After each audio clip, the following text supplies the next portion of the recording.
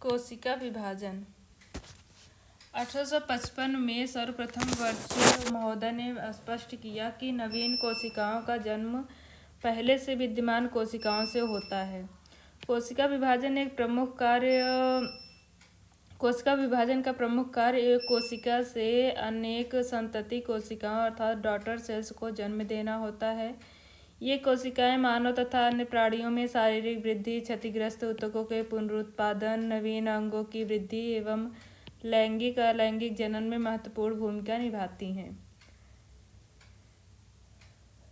सामान्यतया कोशिका विभाजन दो प्रकार के देखने को मिलते हैं, जिन्हें समसूत्री विभाजन अर्थात माइटोसिस एवं मियोसिस के नाम से जाना जाता है। इनके अतिरिक्त एक अन्य कोशिका विभाजन भी पाया जाता है जिसे एमीटोसिस कहते हैं।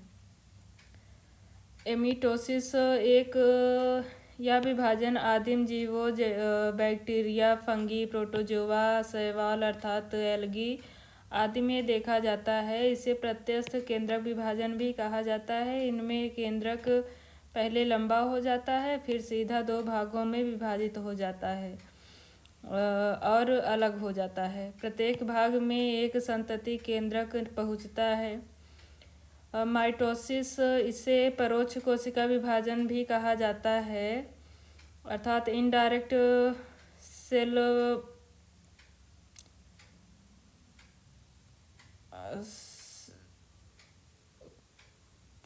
कोशिका विभाजन भी कहा जाता है। माइटोसिस शब्द का प्रयोग सर्वप्रथम 1822 में वाल्थर फ्रोमिंग महोदय द्वारा किया गया। उन्होंने ही कोशिका विभाजन का नाम माइटोसिस रखा, जिसका अर्थ है धागे की तरह निर्माण अर्थात थ्रेड लाइक फॉर्मेशन। वास्तव में माइटोसिस का अर्थ केंद्रक का विभाजन है, परंतु व्यवहारिक रूप में यह शब्द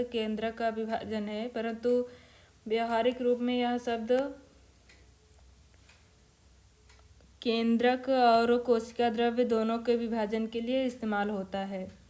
इस प्रकार का कोशिका विभाजन शरीर की कायिक कोशिकाओं में होता है। इस प्रकार के कोशिका विभाजन में मातृ कोशिका अर्थात मदर सेल विभाजित होकर दो समान नई संतति कोशिकाओं डॉटर सेल्स बनाती हैं।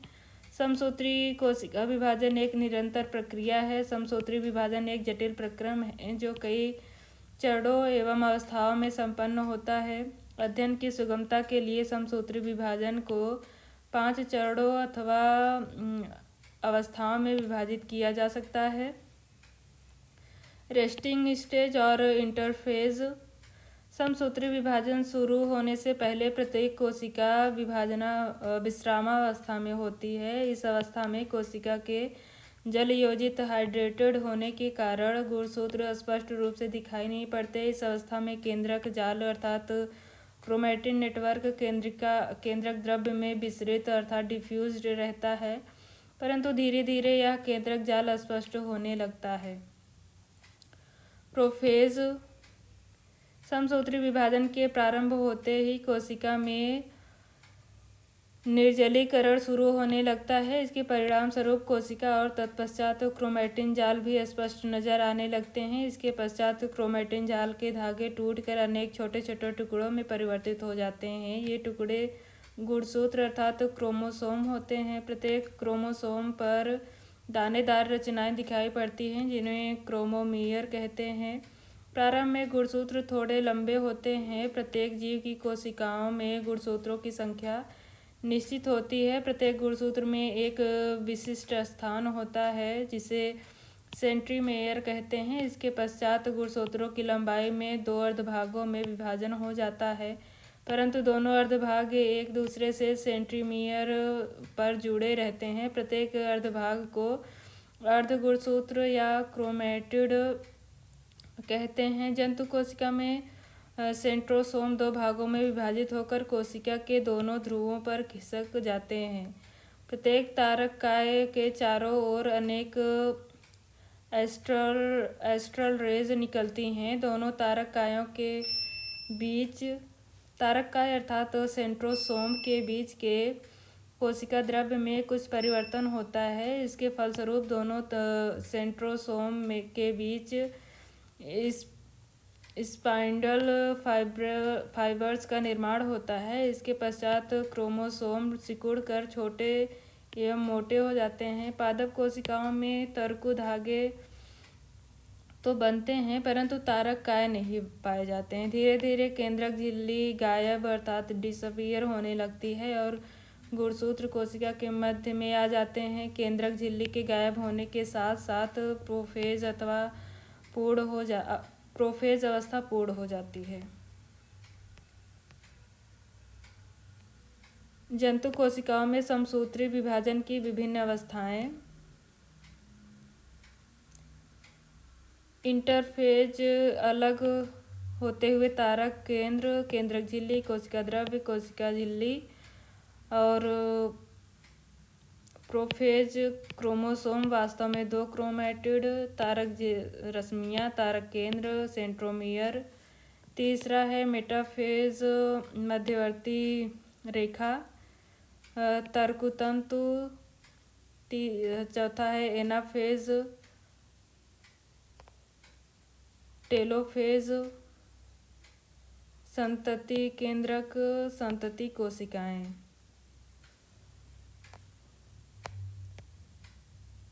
मेटाफेज समसूत्री विभाजन की इस अवस्था में स्पाइंडल पूर्ण विकसित हो जाते हैं। तर्क के बीचों बीच मध्यवर्ती रेखा होती है। गुणसूत्र के अर्ध गुणसूत्र अर्थात क्रोमैटिड पहले की तुलना में अधिक स्पष्ट हो जाते हैं। प्रत्येक क्रोमोसोम खिसक कर तर्क की मध्यवर्ती रेखा पर व्यवस्थित हो जाते हैं। गुणसूत्र अपने सेंट्रोमियर द्वारा तर्कु धागों में जुड़ जाते हैं।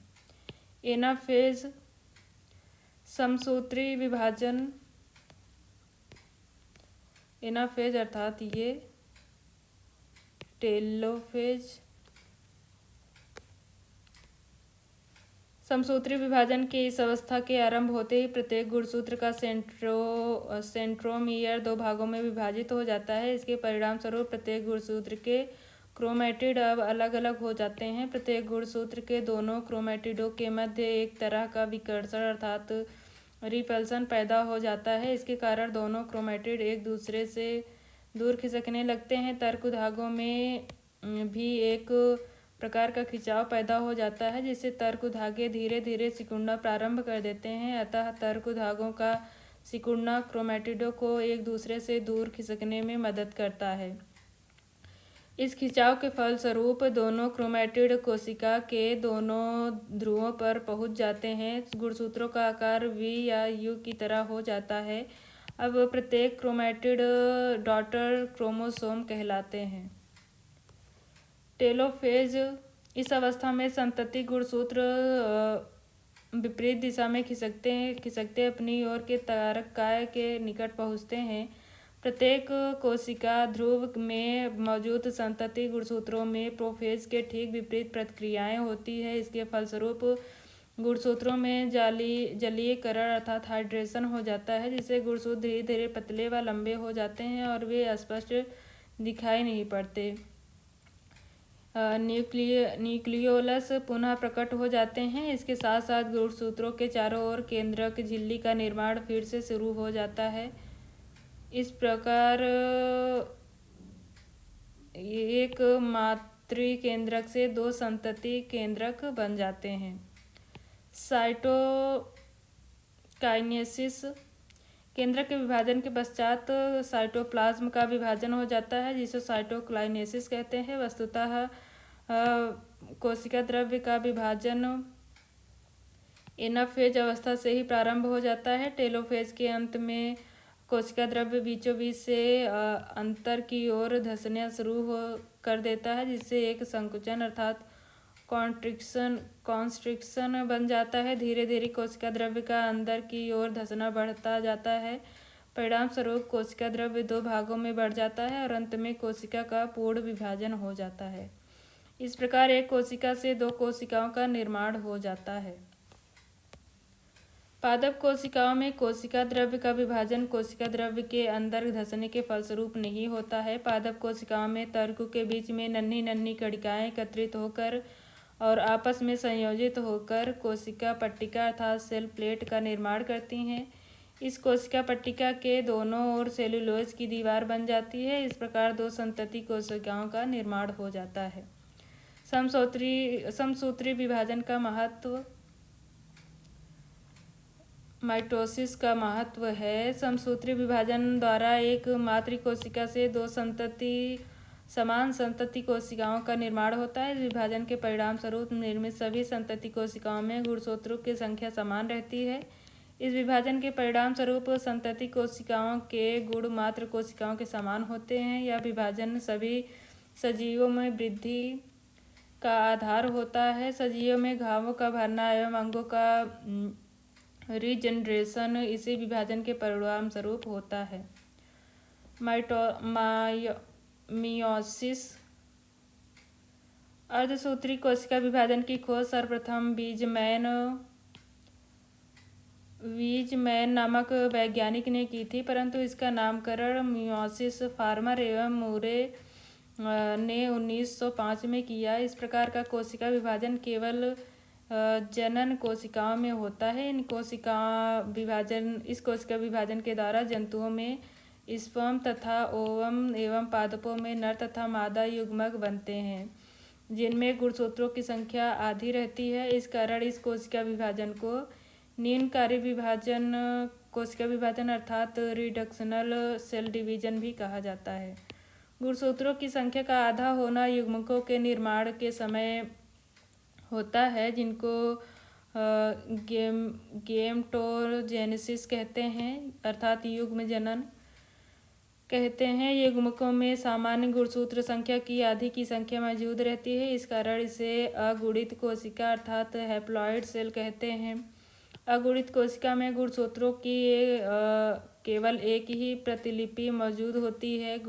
शुक्राणु तथा अंडाणु अर्थात स्पर्म एवं ओवम संयोजित होकर जाइगोट का निर्माण करते हैं, जिससे जीव की उत्पत्ति होती है। युग्मनज अर्थात जाइगोट में फिर से गुणसूत्रों की संख्या दोगुनी हो जाती है। इसे डाइप्लॉइड सेल कहते हैं। डाइप्लॉइड सेल में आधे गुणसूत्र माता से तथा आधे गुणसूत्र पिता से प्राप्त होते हैं। इस प्रकार की कोशिका विभाजन के परिणाम स्वरूप एक मातृ कोशिका से 4 संतति कोशिकाओं का निर्माण होता है। अर्धसूत्री कोशिका विभाजन में 2 विभाजन होता है। प्रथम विभाजन को विषमरूपी विभाजन अर्थात हेट्रोटाइप डिवीजन या रिडक्शन डिवीजन तथा दूसरे विभाजन को होमोटाइप डिवीजन कहते हैं, होमोटाइपिक डिवीजन कहते हैं। 2 संपूर्ण अर्धसूत्री विभाजन के बीच में इंटरफेज होता है, जो G1 अवस्था, S अवस्था तथा G2 अवस्था में विभक्त होता है। समसूत्री विभाजन के S अवस्था जैसी अर्धसूत्री के S अवस्था में भी DNA का संश्लेषण होता है। अर्धसूत्री विभाजन विश्रामावस्था के J2 अवस्था के पश्चात प्रारंभ होता है। अर्धसूत्री विभाजन की क्रिया को निम्नलिखित अवस्थाओं में बांटा जा सकता है। विषमरूपी विभाजन अर्थात हेट्रोटाइपिक डिवीजन या रिडक्शन डिवीजन यह निम्नलिखित चरणों में संपन्न होता है। प्रोफेज 1 यह एक लंबी अवस्था है। माइटोसिस की तुलना में मियोसिस की पूर्णावस्था अर्थात प्रोफेज काफ़ी लंबी होती है। यह 5 विभिन्न चरणों में संपन्न होती है। लेप्टोटीन यह एक छोटी अवस्था है। इसमें गुणसूत्र लंबे एवं पतले हो जाते हैं, जिसे क्रोमोनिमेटा कहते हैं। क्रोमोमियर स्पष्ट हो जाते हैं। गुणसूत्रों की संख्या शरीर की अन्य कोशिकाओं के गुणसूत्र की तरह द्विगुणित होती है। जाइगोटीन इस अवस्था में समजात गुणसूत्र जोड़ों में व्यवस्थित हो जाते हैं और वे लंबाई में एक दूसरे से सट जाते हैं। इन जोड़े गुणसूत्रों को बाईवैलेंट्स कहते हैं। सेंट्रियोल एक दूसरे से अलग होकर केंद्रक के विपरीत ध्रुवों की ओर चले जाते हैं। तंतु एवं एस्टर का निर्माण प्रारंभ हो जाता है। प्रोटीन एवं RNA संश्लेषण के फलस्वरूप केंद्रिका बड़ा हो जाता है। पैकिटीन इस अवस्था में जोड़े बाइवैलेंट्स सिकुड़ कर बाईवैलेंट्स सिकुड़कर छोटे और मोटे हो जाते हैं। इसके अतिरिक्त गुणसूत्र जोड़े गुणसूत्र का प्रत्येक गुणसूत्र लंबाई में विभाजित हो जाता है। इसके फलस्वरूप प्रत्येक जोड़े गुणसूत्र के 4 क्रोमैटिड्स हो जाते हैं और अब यह टेट्रावैलेंट्स कहलाता है। इनमें 2 मातृ तथा 2 पितृ क्रोमैटिड्स होते हैं। कभी कभी माता एवं पिता क्रोमैटिड एक या ज़्यादा स्थानों पर एक दूसरे से क्रॉस करते हैं। ऐसे बिंदु पर मातृ तथा पितृ क्रोमैटिड टूट जाते हैं और एक क्रोमैटिड का टूटा हुआ भाग दूसरे क्रोमैटिड के टूटे स्थान से जुड़ जाता है। इसे क्रॉसिंग ओवर कहते हैं। डिप्लोइड इस अवस्था का प्रारंभ उसी समय हो जाता है जिस समय बाईवैलेंट्स के समजात गुणसूत्र विभाजित होकर टेट्रावैलेंट्स बना लेते हैं। समजात गुणसूत्र अलग होने लगते हैं, परंतु जोड़े के दो सदस्य पूर्ण रूप से अलग नहीं हो पाते क्योंकि वे एक दूसरे से एक्स के रूप में उलझे रहते हैं। ऐसे स्थानों को काएलजाइमटो कहते हैं।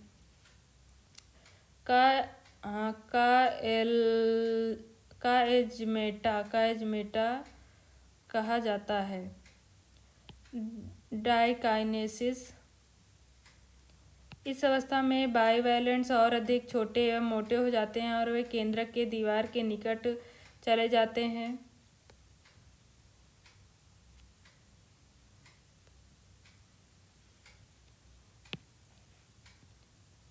केंद्रक कला एवं केंद्रिका लुप्त हो जाती है। सेंट्रोसोम अलग हो जाते हैं और तर्कुतंतु का निर्माण होता है। काईएज्मेटा की संख्या कम होने लगती है। मेटाफेज 1 इस अवस्था में प्रत्येक बाईवैलेंट्स के सदस्य सेंट्रोमियर द्वारा तर्कुतंतुओं के बीचों बीच जुड़े रहते हैं। एक का सेंट्रोमियर दूसरे के सेंट्रोमियर के सामने स्थित होता है। इस प्रकार बाईवैलेंट्स तर्क के बीचों बीच अर्थात मध्य रेखा पर व्यवस्थित हो जाते हैं। एनाफेज 1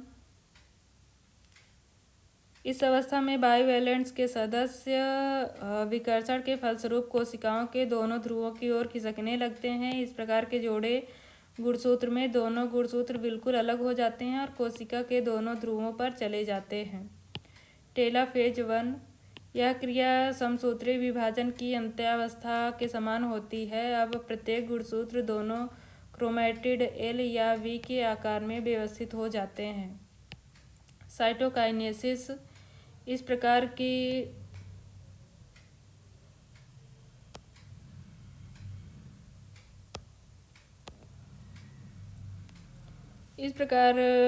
यह उसी प्रकार का होता है जिस प्रकार का समसूत्री विभाजन होता है। इसके परिणाम स्वरूप 2 संतति कोशिकाएं बनती हैं जिसमें गुणसूत्रों की संख्या मातृ कोशिकाओं के ठीक आधी होती है। विश्रामावस्था अर्थात इंटरफेज ह्रास विभाजन एवं समसूत्र विभाजन के बीच की अवस्था को विश्रामावस्था कहते हैं। इस अवस्था में डीएनए का अनुलिपीकरण अर्थात रिप्लिकेशन नहीं होता और इसके शीघ्र पश्चात कोशिकाएं समसूत्र विभाजन अर्थात मियोसिस फेज 2 की अवस्था में चली जाती हैं। समरूप विभाजन होमोटाइपिक डिवीजन या मियोसिस या द्वितीय अर्धसूत्री विभाजन यह समसूत्री विभाजन जैसा ही होता है। इसमें समसूत्री विभाजन की तरह अवस्थाएं होती है। प्रथम अर्धसूत्री विभाजन के पूर्ण होने के पश्चात द्वितीय अर्धसूत्री विभाजन प्रारंभ हो जाता है। द्वितीय अर्धसूत्री विभाजन की 4 अवस्थाएं होती हैं। प्रोफेज 1 प्रोफेज 2 इस अवस्था में क्रोमैटिन जाल संघनित होकर गुणसूत्रों का रूप धारण कर लेता है। गुणसूत्र मोटे और घने हो जाते हैं। मेटाफेज 2 इस अवस्था में केंद्रिका एवं केंद्रक झिल्ली गायब हो जाते हैं। गुणसूत्रों के सेंट्रोमियर 2 भाग में विभक्त हो जाते हैं किंतु वे अलग नहीं होते। प्रत्येक गुणसूत्र के दोनों क्रोमैटिड केवल द्विगुणित सेंट्रोमियर द्वारा जुड़े रहते हैं।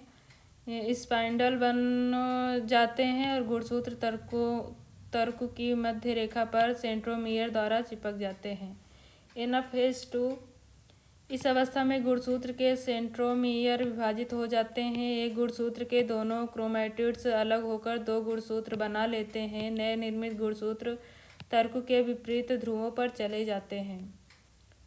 टेलोफेज 2 ध्रुवों पर स्थित गुणसूत्रों के चारों ओर केंद्रकीय झिल्ली बन जाती है। केंद्रिका का निर्माण पुनः हो जाता है। इस प्रकार एक अगुणित केंद्रक से 4 अगुणित केंद्रक बन जाते हैं। इसके पश्चात कोशिका द्रव्य का विभाजन अर्थात साइटोकाइनेसिस होता है तथा एक कोशिका से 2 कोशिकाएं बन जाती हैं। इस प्रकार अर्धसूत्री विभाजन के पूर्ण होने के पश्चात एक द्विगुणित कोशिका से 4 अगुणित कोशिकाओं का निर्माण होता है।